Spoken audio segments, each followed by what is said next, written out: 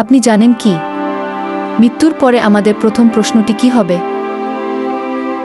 এটা এমন একটি প্রশ্ন যা আমাদের গোটা জীবন নির্ধারণ করে দিতে পারে। রাসূল সাল্লাল্লাহু আলাইহি ওয়াসাল্লাম বলেছেন, কবর হচ্ছে আখিরাতের প্রথম ধাপ। যদি এটা ভালো হয় তাহলে পরবর্তী সব সহজ হয়ে যায়। তিরমিজি শরীফ।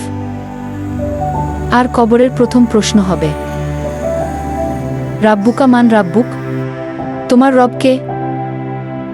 কিন্তু যদি কেউ দুনিয়াতে তার রবকে ভুলে যায়, তাহলে কবরে সে শুধু বলবে, আহ আহ, আমি কিছুই জানি না।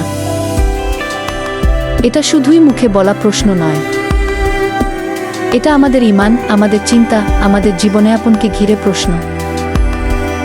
তাই আজই নিজেকে প্রশ্ন করুন, আমি আল্লাহকে সত্যিকারভাবে চিনেছি কি? সঠিক জবাব দেওয়ার তৌফিক দিন। আমিন।